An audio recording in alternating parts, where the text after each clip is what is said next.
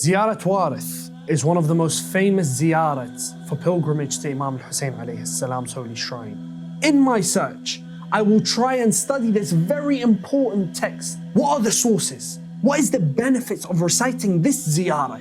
If you want to get closer to Allah, then you have to discover Hussein.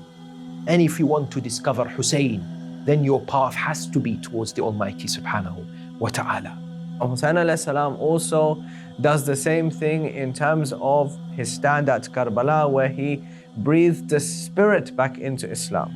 Allah subhanahu wa ta'ala is known as Al-Warith, the inheritor, because when everyone leaves this world, Allah subhanahu wa ta'ala is the final warith, because kullu man alayha fan, everyone will come to an end except for Allah subhanahu wa ta'ala.